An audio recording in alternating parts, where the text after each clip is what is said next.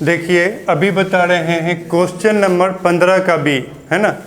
15 का ए तक बना लिए हैं। क्वेश्चन नंबर 15 के बी में क्या है कि कुछ इन्फॉर्मेशन दिया है और कहता है कि आप डेट इक्विटी रेशियो कैलकुलेट कीजिए। क्या कैलकुलेट कीजिए? डेट इक्विटी रेशियो, मतलब कंपनी के ऊपर डेट कितना है और इक्विटी कितना है, इसका रेशियो क्या है, ये आपको कैलकुलेट करना है। रेशियो मतलब अनुपात, नहीं तो हमको अनुपात निकालना है। किसका किसका अनुपात निकालना है? डेट और इक्विटी का। सबसे पहले इस क्वेश्चन को देखकर हमको फाइंड करना होगा कि इसमें डेट क्या है और इक्विटी क्या है। डेट क्या है और इक्विटी क्या है, ये अगर आप फाइंड कर लिए तो रेशियो तो मिनट में ही निकल जाएगा। अब देखो क्या है, सबसे पहले दिया लॉन्ग टर्म ब्रोइंग्स। क्या दिया हुआ है? Long term borrowings. Long term borrowings मतलब हो गया लॉन्ग टर्म लोन। क्या हो गया? लॉन्ग टर्म लोन, मतलब लंबा टाइम के लिए कहीं से लोन लिए हैं, उसी को बोलते हैं लॉन्ग टर्म ब्रोइंग्स। तो ये क्या हो गया? डेट हो गया। ये क्या हो गया?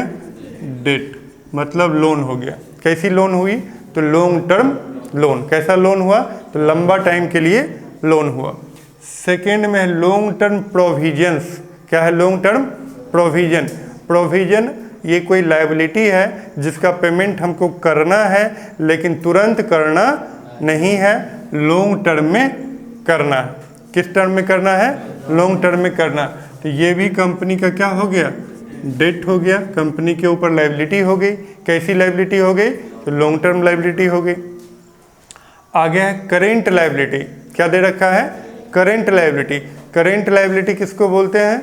करेंट लायबिलिटी ऐसे लायबिलिटी को बोलते हैं जिसका पेमेंट 12 महीने के अंदर करना है। तो करेंट लायबिलिटी ना तो डायरेक्ट में डेट में जाएगा, ना ही इक्विटी में जाएगा, तो इसको ऐसे ही छोड़ देते हैं। आगे क्या है? Non current assets. क्या है? Non current asset. Non current assets किसको बोलते हैं? एसेट्स दो टाइप का होता है। एसेट्स कितने टाइप के होते हैं? दो टाइप के होते हैं। एक होता है करेंट एसेट्स, एक होता है फिक्स एसेट्स। नहीं, करेंट एसेट्स क्या होता है? जो एसेट्स बदलते रहता है उसको कहते हैं करेंट एसेट। जैसे पास में कैश है, ये भी एसेट्स है, लेकिन कैसा एसेट्स है? करेंट एसेट्स है। बैंक में पैसा है, ये भी एसेट्स है, लेकिन कैसा एसेट्स है? करेंट एसेट्स है ना। या फिर दुकान में स्टॉक है, ये भी एसेट्स है, लेकिन कैसा एसेट्स है? करेंट एसेट्स है ना। या किसी को उधार माल बेचे हैं, है ना, डेटर है जो पैसा हमको देगा, तो डेटर भी एसेट्स है, क्योंकि वहाँ से क्या मिलने वाला है? पैसा मिलने वाला है, लेकिन कैसा एसेट्स है? करेंट एसेट्स है, क्योंकि डेटर का वैल्यू क्या होते रहेगा? बदलते रहेगा।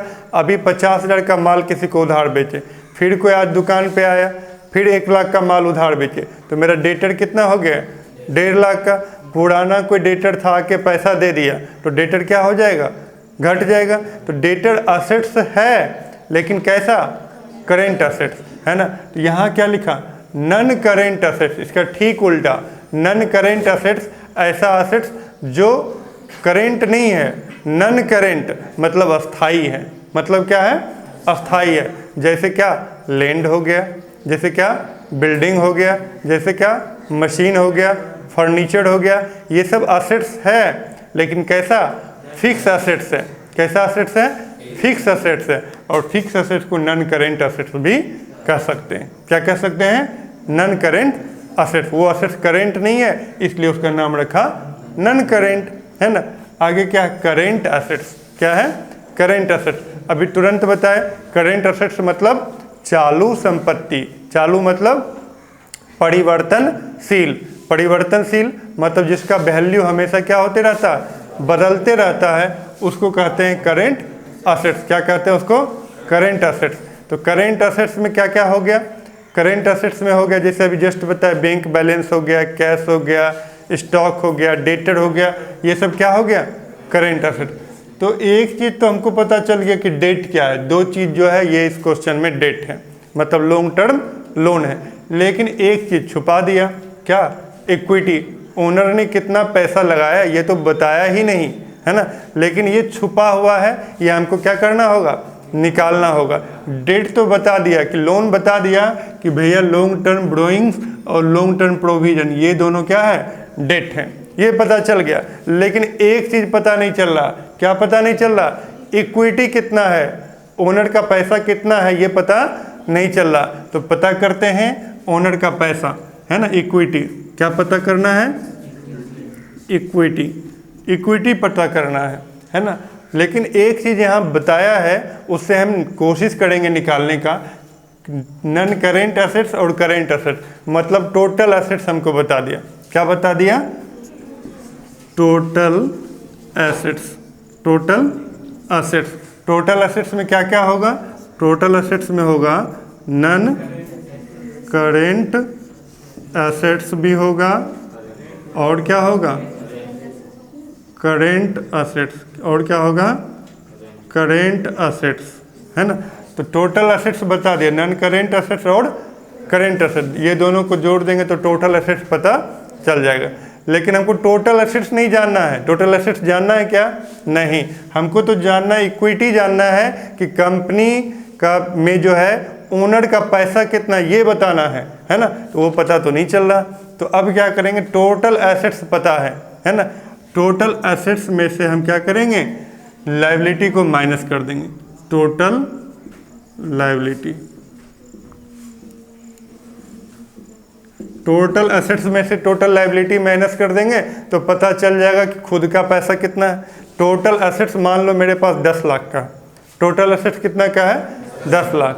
और टोटल लायबिलिटी कितना है? अगर मान लो 6 लाख रुपया, टोटल लायबिलिटी कितना है? 6 लाख। तो पता चल गया कि 4 लाख किसका है? मेरा पैसा लगा हुआ नहीं।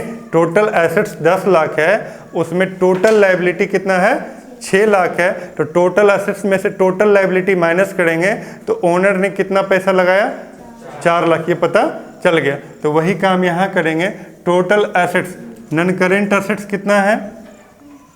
3,60,000, 3,60,000। करेंट एसेट्स कितना है? 90,000। तो ये हो गया मेरा टोटल एसेट्स। ये क्या हो गया? Total assets. और टोटल एसेट्स में से किसको माइनस करना है? टोटल लायबिलिटी को। टोटल लायबिलिटी बोले तो टोटल लायबिलिटी मतलब लॉन्ग टर्म लायबिलिटी और करेंट लायबिलिटी। टोटल लायबिलिटी मतलब लॉन्ग टर्म लायबिलिटी और करेंट लायबिलिटी। तो टोटल लायबिलिटी में लॉन्ग टर्म लायबिलिटी देखो, लॉन्ग टर्म बोरोइंग कितना है? 2 lakh, 2 lakh. Long term provision कितना है? कितना है? 1 लाख। और current liability, total liability minus करना है। तो टोटल लायबिलिटी में तो हमको लॉन्ग टर्म लायबिलिटी भी चाहिए और करेंट लायबिलिटी भी चाहिए। तो करेंट लायबिलिटी कितना है? करेंट लायबिलिटी है 50,000। तो अब जोड़ लो, है ना। 3,60,000 और 90,000 कितना हो गया?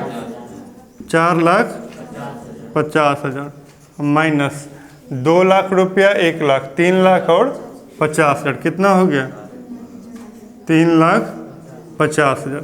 4,50,000 में से 3,50,000 क्या करना है? माइनस करना है। तो कितना निकल गया? 1 लाख। 1 लाख क्या निकल गया? इक्विटी। ओनर ने कितना पैसा लगाया? 1 लाख। कैसे पता चला? तो कंपनी में टोटल एसेट्स है 4.5 लाख और कंपनी के ऊपर टोटल कर्जा कितना है? 3.5 लाख। तो टोटल संपत्ति में से टोटल कर्जा माइनस कर दिए, तो जो पैसा बचा वो पैसा किसने लगाया? ओनर ने लगाया। वो पैसा किसने लगाया? ओनर ने। तो ओनर ने कितना पैसा लगाया है? 1 लाख। तो ये भी पता चल गया। और हमको डेट भी पता है। क्या पता है? डेट। ये दोनों क्या है? मेरा डेट है। ये दोनों क्या है? डेट है, लॉन्ग टर्म डेट। तो हम निकाल सकते हैं डेट इक्विटी रेशियो। क्या निकाल सकते हैं? डेट इक्विटी, इक्विटी रेशियो का फॉर्मूला है debt by equity, debt by equity. Debt कितना है?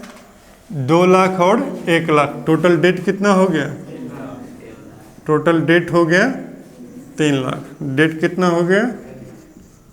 3 लाख। इसको चाहें तो आप अलग से भी लिख सकते हैं, डेट में लिख दीजिएगा। इस दोनों आइटम को लिख के क्या कीजिएगा? जोड़ दीजिएगा। और इक्विटी, इक्विटी हमको पता चल गया कितना है? 1 लाख। इक्विटी कितना है? 1 लाख। तो 5050 क्या हो गया? गायब हो गया। बचा क्या? 3 और 1। 3 में 1 से भाग देंगे, पॉइंट दिए, जीरो आ गया, यही ना हो गया। सॉरी, पॉइंट देने की क्या ज़रूरत है? नहीं, 1 है और 3 है, ये तो 3 बार में कट ही जाएगा नहीं, तो इसमें भाग दे या नहीं दे इससे कोई फर्क नहीं पड़ता है।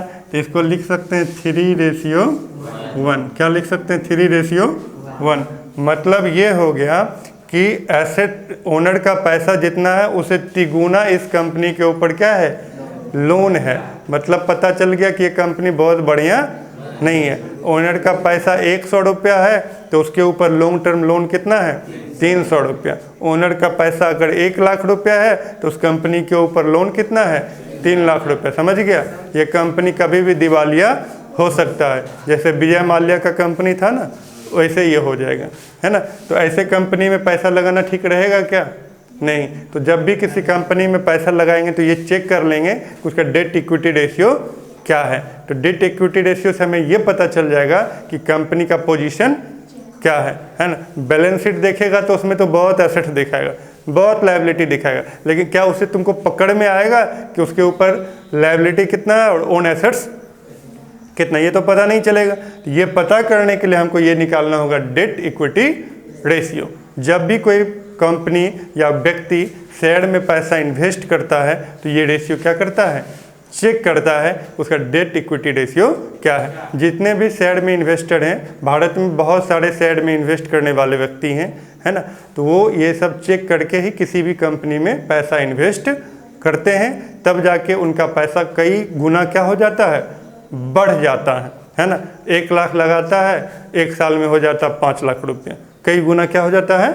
बढ़ जाता है। तो ये सब चेक करके लगाता है। और अगर ये सब चेक नहीं करेगा तो 1 लाख लगाएगा, 1 साल के बाद 40,000 हो जाएगा, लॉस हो जाएगा। नहीं, ऐसे कंपनी में पैसा इन्वेस्ट कर देगा जहाँ बढ़ने के बदला क्या हो जाएगा? घट जाएगा। तो ये सब चेक करना क्या होता है? जरूरी होता है। तो ये था आपका क्वेश्चन नंबर 15 का बी। क्या था क्वेश्चन नंबर 15 का बी? इसमें एक चीज़ कहना भूल गए, ये क्वेश्चन पूछा हुआ है सीबीएसई में। कब पूछा है? सीबीएसई में कब पूछा है? 2014 में। सीबीएसई में 2014 में ये क्वेश्चन पूछा गया है। यदि आप हमसे डिटेल में पढ़ना चाहते हैं पूरा कोर्स तो आप हमसे कांटेक्ट कर सकते हैं 7979086454 पे। इस पे कांटेक्ट कर सकते हैं और आप पूरा कोर्स पढ़ सकते हैं।